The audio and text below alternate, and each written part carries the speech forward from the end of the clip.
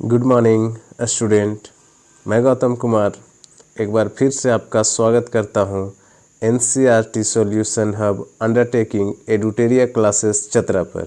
साथियों, आज हम लोग क्लास 10th का ज्योग्राफी का पहला चैप्टर का एमसीक्यू क्वेश्चन देखेंगे। ठीक है, जैसा कि आप लोग को सबको पता है कि फर्स्ट टर्म में ऑब्जेक्टिव ही होने वाला है, तो कोशिश करते हैं कुछ ऑब्जेक्टिव भी कवर हो जाए। तो आइए ऑब्जेक्टिव कवर करते हैं और साथ साथ में क्लास का आनंद भी लेते हैं। तो साथियों, पहला क्वेश्चन आपके सामने है। ये क्वेश्चन है, कोयला किस प्रकार का संसाधन है? तो कोयला अनवीकरणीय संसाधन है। कैसा संसाधन है? कोयला अनवीकरणीय संसाधन है। ठीक है। दूसरा क्वेश्चन है, पृथ्वी सम्मेलन कब हुआ था? पृथ्वी सम्मेलन कब हुआ था? तो पृथ्वी सम्मेलन 1992 को हुआ था। कब हुआ था? पृथ्वी सम्मेलन 1992 को हुआ था। ठीक है। सौर ऊर्जा निम्नलिखित में से कौन सा संसाधन है? सौर ऊर्जा निम्नलिखित में से कौन सा संसाधन है? तो यह होगा पुनः पूर्ति योग्य संसाधन। ठीक है, आगे बढ़ते हैं। निम्नलिखित में से किसका कथन है संसाधन होते नहीं बनते हैं?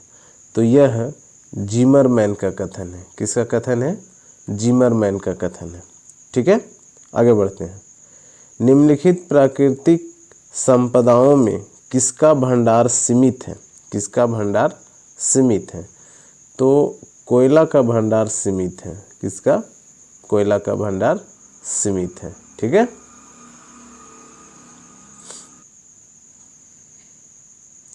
नेक्स्ट है, समुद्री क्षेत्र में राजनीतिक सीमा के कितनी किलोमीटर क्षेत्र तक राष्ट्रीय संपदा निहित है? तो इसका सही जवाब होगा 22.2 किलोमीटर। ठीक है। अगला क्वेश्चन है, तट रेखा से कितने किलोमीटर क्षेत्र सीमा अपवर्जक आर्थिक क्षेत्र कहलाते हैं? तो इसका आंसर होगा 200 किलोमीटर। ठीक है। नेक्स्ट क्वेश्चन है, निम्नलिखित में कौन प्राकृतिक संसाधन नहीं है? कौन सा प्राकृतिक संसाधन नहीं है? तो देखिए, वन प्राकृतिक संसाधन है, नदी भी प्राकृतिक संसाधन है और खनिज भी प्राकृतिक संसाधन है। तो नगर कौन बसाता है? मानव बसाता है। तो मानव हो गया, तो मानव निर्मित हो गया, कृत्रिम जिसे कह सकते हैं। तो वन, नदियाँ और खनिज, ये तीनों प्राकृतिक संसाधन है। प्राकृतिक कहने का मतलब है जो प्राकृतिक से प्राप्त हो। ठीक है। और नगर इसमें क्या हो जाएगा? सही आंसर हो जाएगा। ठीक है, आगे बढ़ते हैं। पृथ्वी सम्मेलन किस देश में आयोजित किया गया था? तो पृथ्वी सम्मेलन ब्राज़ील देश में आयोजित किया गया था। कहाँ आयोजित किया गया था? ब्राज़ील देश में। ठीक है। अगला क्वेश्चन है, बांधों में जल किस संसाधन वर्ग का उदाहरण है? तो जो बांध में जल होता है वो किस, मतलब कौन सा संसाधन का उदाहरण है वो? तो वो है संचित का उदाहरण। किसका? संचित का उदाहरण है। ठीक है, ये सारा चीज़ आपको बताया गया है। अगर कन्फ्यूजन है, संचित क्या है, भंडार क्या है, संभावी क्या है, विकसित क्या है, तो आप पर्सनली मैसेज कर सकते हैं, व्हाट्सएप मैसेज या कमेंट्स कर सकते हैं। आपको पूरा डिटेल्स में बता दिया जाएगा। ठीक है, विथ नोट्स। आपको नोट्स भी प्रोवाइड कर दिया जाएगा जो चीज़ आप पूछेंगे उसका। ठीक है, आगे बढ़ते हैं। अगला क्वेश्चन है, स्वामित्व के आधार पर संसाधन को कितने प्रकार होते हैं? स्वामित्व के आधार पर संसाधन के कितने प्रकार होते हैं? तो यह होते हैं 4 प्रकार के। कितने प्रकार के? 4 प्रकार के। ठीक है, आगे बढ़ते हैं। संसाधन नियोजन के कितने स्तर होते हैं? तो संसाधन नियोजन के 3 स्तर होते हैं। कितने स्तर होते हैं? 3 स्तर होते हैं।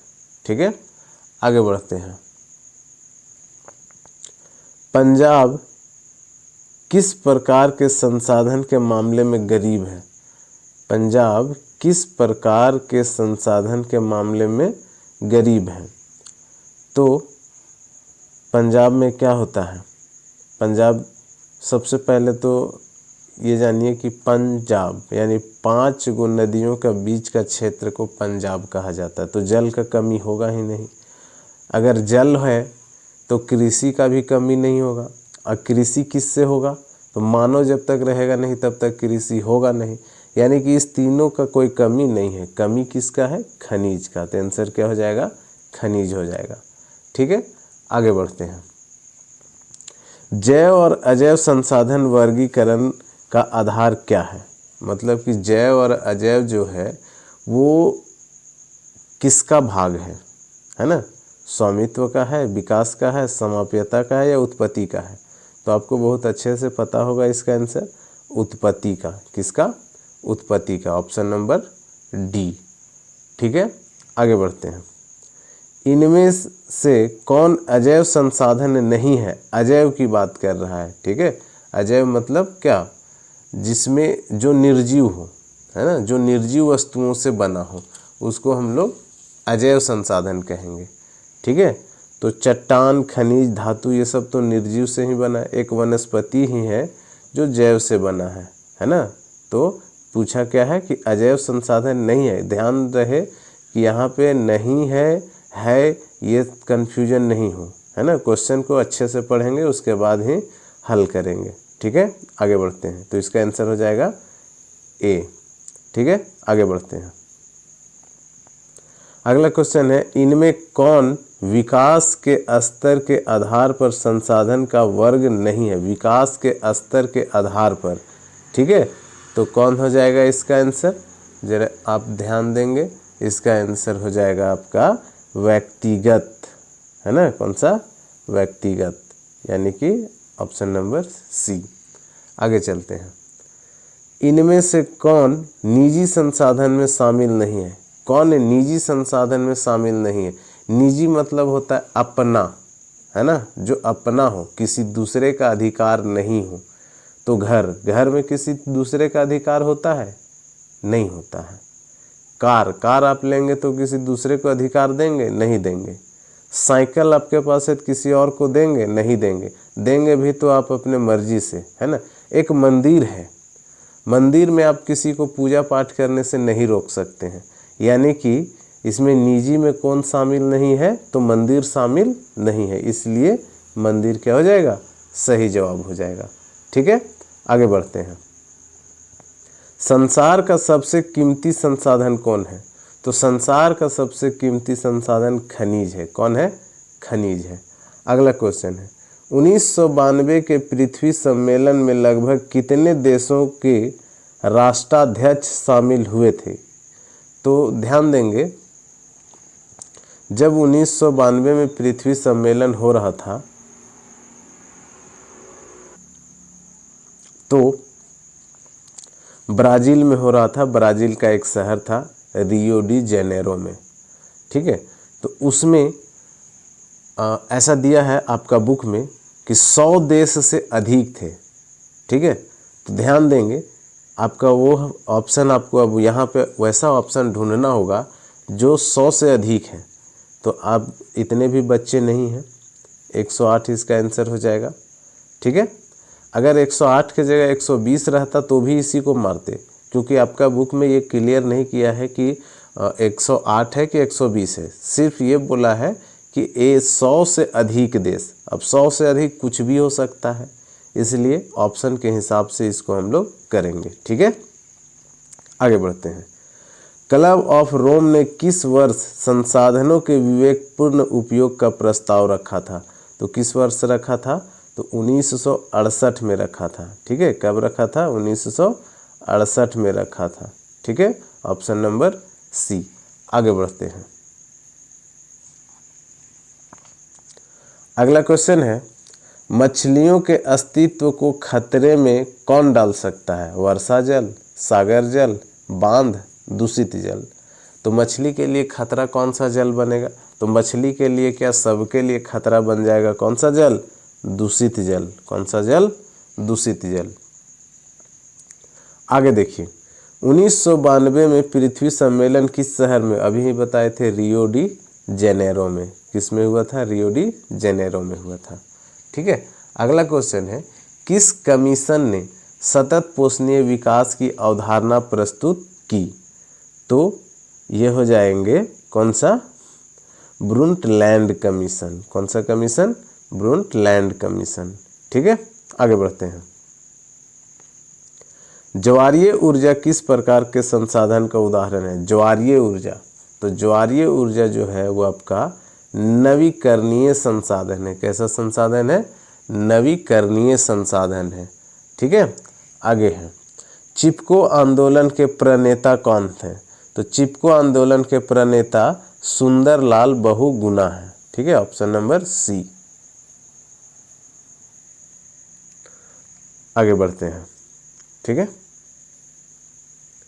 अगला क्वेश्चन है, नवीकरणीय संसाधन कौन है?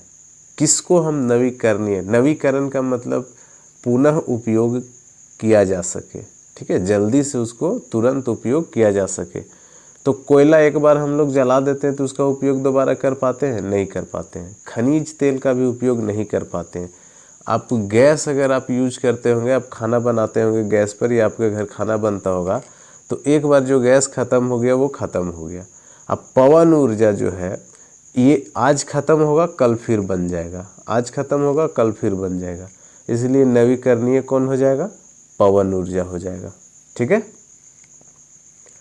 अगला क्वेश्चन है, लौह अयस्क किस संसाधन वर्ग में शामिल है? लौह अयस्क, तो लौह अयस्क कैसा हो जाएगा भाई? तो लौह अयस्क हो जाएगा अनवीकरणीय संसाधन। कैसा संसाधन? अनवीकरणीय संसाधन। ठीक है, आगे चलते हैं। भारत का लद्दाख क्षेत्र किस संसाधन में धनी है? तो लद्दाख, उधर पूजा पाठ बहुत ज़्यादा होता है, मंदिर वगैरह बहुत ज़्यादा है, इसलिए क्या हो जाएंगे? सांस्कृतिक विरासत। कौन सा? सांस्कृतिक विरासत हो जाएगा। ठीक है, आगे बढ़ते हैं। आगे देखिए अगला क्वेश्चन क्या है। अगला क्वेश्चन है, सामुदायिक संसाधन कौन नहीं है? इनमें से सामुदायिक संसाधन कौन नहीं है? मंदिर, मस्जिद, सार्वजनिक पार्क। देखिए ये तीनों मंदिर में कोई भी जा सकते हैं। समुदाय का मतलब एक समूह का अधिकार हो। ठीक है, जैसे स्कूल है, स्कूल में कोई भी जाकर पढ़ सकता है। ठीक है, मंदिर है, मंदिर में कोई भी जाकर पूजा कर सकता है। मस्जिद है, मस्जिद में भी इस्लाम धर्म को मानने वाले लोग कोई भी जाकर वहाँ पे अपना नमाज अदा कर सकते हैं। सार्वजनिक पार्क है, पार्क में भी आप जो नियम आपके लिए है वो सारा पब्लिक के लिए नियम होगा। इसलिए सामुदायिक संसाधन कौन नहीं होगा? घर। मेरा घर में कोई दूसरा कोई आएगा, रहना चाहेगा, तो मेरे ऊपर डिपेंड करता है रहने दें या नहीं दें। ठीक है, आप देखिए तो मंदिर में आपका मर्जी चलेगा कि यहाँ फलना आदमी को पूजा नहीं करने देना है, ऐसा आप कर सकते हैं? नहीं कर सकते हैं। लेकिन आपका घर है तो घर में आपके परमिशन के बिना कोई नहीं आ सकता है। इसलिए सामुदायिक संसाधन कौन नहीं होगा? तो डी नहीं होगा, घर। ठीक है, आगे बढ़ते हैं। इनमें से कौन एक मानवकृत संसाधन है? मानवकृत संसाधन नहीं है। इनमें से कौन एक मानवकृत संसाधन नहीं? मानवकृत कहने का मतलब है कि इनमें से कौन मानव के द्वारा बना हुआ नहीं है।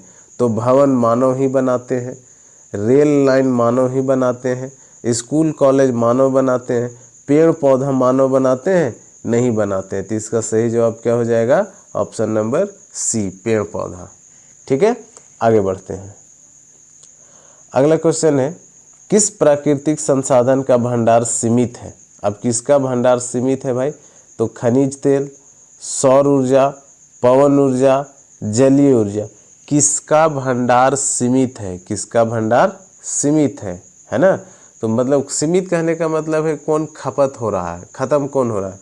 तो सौर ऊर्जा देखिए आज बन रहा है, आज खपत कर रहा है, कल फिर सूरज निकल रहा है तो उससे फिर सौर ऊर्जा प्राप्त हो जा रहा है। पवन ऊर्जा का भी यही हाल है, आज पवन चला तो उसका ऊर्जा हम लोग प्राप्त किए, कल फिर चलेगा, कल फिर प्राप्त करेंगे। जल का भी वही कंडीशन है।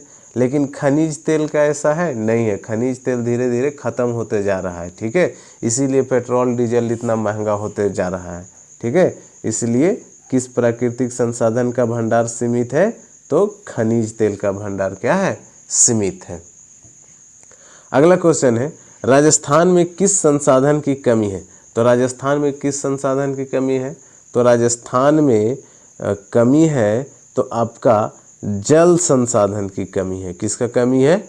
जल संसाधन की कमी है। ठीक है। अब एक लास्ट क्वेश्चन है, निम्नलिखित में कौन सामुदायिक संसाधन नहीं है? निम्नलिखित में कौन सामुदायिक संसाधन नहीं है? तो देखिए, चारागाह, विद्यालय भवन, कृषि भूमि, शमशान भूमि। तो चारागाह मतलब वैसा जहाँ पे जानवर लोग जाकर चर सके, उसको चारागाह कहते हैं। विद्यालय भवन मतलब जहाँ विद्यार्थी जाके पढ़ाई लिखाई कर सके। शमशान भूमि मतलब जहाँ पे हम लोग अपना वैसा जगह जहाँ पे हम लोग अपना क्या बोलते हैं कि अंतिम संस्कार करते हैं लोगों का। ठीक है, जलाते हैं लोगों को ले जाकर, वो तो उसमें भी हम किसी को मना नहीं कर सकते, यानी ये भी समुदाय। लेकिन कृषि का भूमि जो होता है वो किसी न किसी का पर्सनल होता है। ठीक है, निजी होता है, इसलिए इसका आंसर क्या हो जाएगा? सी हो जाएगा। ठीक है, अब आज के लिए इतना ही। इसका नेक्स्ट पार्ट भी आएगा। लगभग आपको एक चैप्टर से कोशिश करेंगे कि 100+ क्वेश्चन आपको ऑब्जेक्टिव क्वेश्चन दे, ताकि आपका एग्ज़ाम में एक भी क्वेश्चन ना छूटे। अगर आप अच्छे से तैयारी नहीं किए हैं तो भी कोई बात नहीं है, आप ऑब्जेक्टिव क्वेश्चन को अगर पकड़ लेते हैं तो आपका काम हो जाएगा। ठीक है, तो आपको हर एक चैप्टर से क्वेश्चन मिलेगा। ठीक है, ये सीरीज़ शुरू हो गया है आपका। जब नवंबर दिसंबर में एग्ज़ाम होने वाला है, नवंबर दिसंबर में एग्ज़ाम होने से पहले आपको सभी सब्जेक्ट का ऑब्जेक्टिव क्वेश्चन, लगभग 100 क्वेश्चन आपको मिलेगा। ठीक है, ये भी पार्ट बाय पार्ट करके छोटा वीडियो बनेगा, ज़्यादा अच्छा रहेगा। आप कभी भी देख सकते हैं, कभी भी नोट कर सकते हैं। इसका नोट्स अगर आपको चाहिए तो आप हमें व्हाट्सएप करेंगे, मैसेज करेंगे। आप व्हाट्सएप कहाँ पे करेंगे? तो आप इस नंबर पे करेंगे।